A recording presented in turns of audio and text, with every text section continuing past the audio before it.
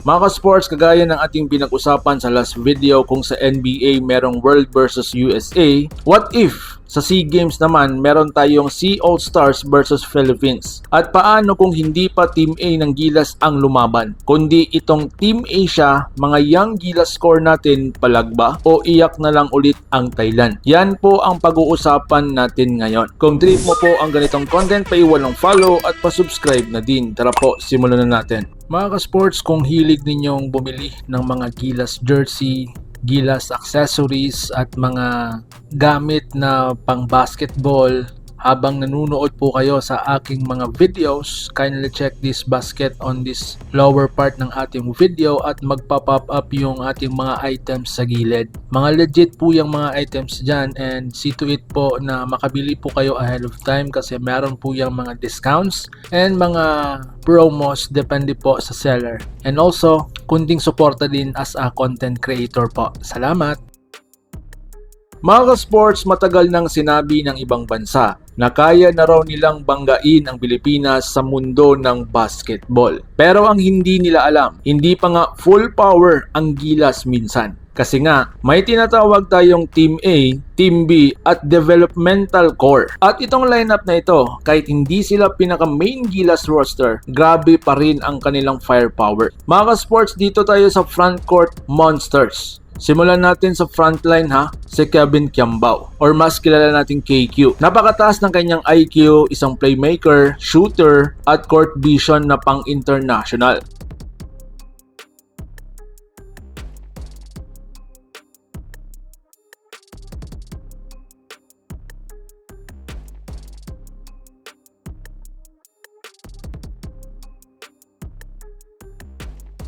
Pangalawa si Carl Tamayo, isang certified stretch big, experience sa Japan B-League at napakagaling bilang isang clutch shooter.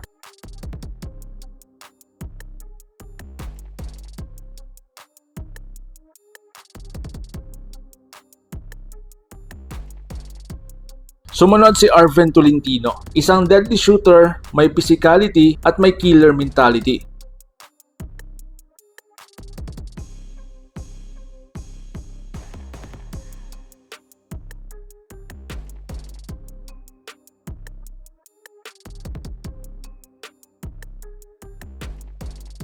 Sa tatlong ito pa lang, Thailand, good luck na. Dito naman tayo sa wings and guards. Sa wings at guards naman, dito lalong nagiging delikado. Bakit? Simple lang. Unang-una si Renz Abando or si Lakay, isang athletic freak, depensa plus highlight plays.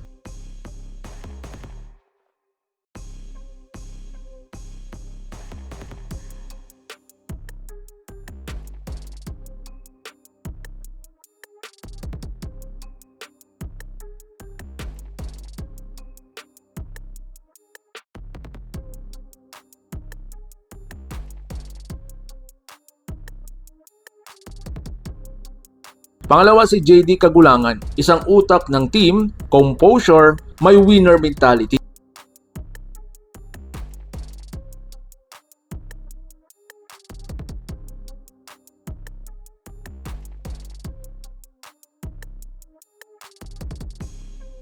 Sumunod si Will Navarro, isang hustle player, napakataas ng kanyang defense at isang glue guy.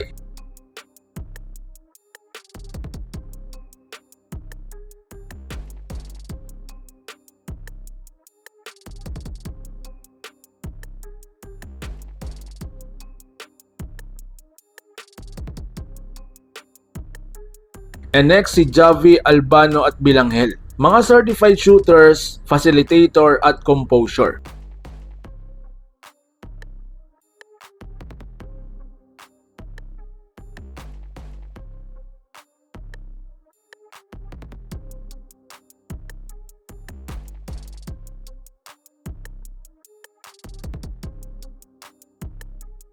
Hindi lang ito pang highlight team, pang championship build ito. Dito naman tayo sa segment bakit delikado ito sa Thailand at ibang Asian teams. Thailand may shooters, may import minsan. Oo mga ka-sports, pero pag system basketball ang labanan, chemistry, discipline at basketball IQ, Pilipinas pa rin ang lumalamang. At kung ganito kabata ang kanilang kalaban, ganito kabilis at katibay ng mga core, nako, mahihirapan talaga sila. Siyempre mga ka-sports, hindi ito perfect. Kulang paminsan ng elite big man at consistency. Pero habang tumatagal at lalong lumalakas ang ating grassroots at college development natin. So ngayon mga sports, ang tanong, kaya ba nila? Para sa akin, yes na yes. Kahit Team Asia, Young Gilas lineup pa lang sila, palag at pwedeng talunin ang Thailand at iba pang Asian teams. Ang tanong mga ka-sports, kaya ba nila? Para sa akin yes. Kahit Team Asia at Young Gilas lineup pa lang sila, palag na palag at pwede nilang talunin ang Thailand at iba pang Asian teams. May proper system, tamang rotation at playing time,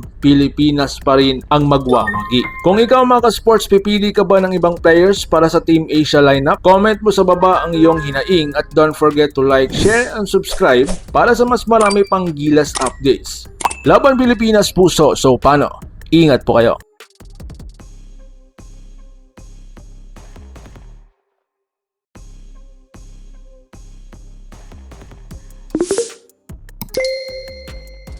Mga ka-sports, kung hilig ninyong bumili ng mga Gilas jersey, Gilas accessories at mga gamit na pang basketball, habang nanunood po kayo sa aking mga videos, kindly check this basket on this lower part ng ating video at magpa-pop up yung ating mga items sa gilid. Mga legit po yung mga items dyan, and see to it po na makabili po kayo ahead of time kasi meron po yung mga discounts and mga promos depende po sa seller. And also, kunting suporta din as a content creator po. Salamat!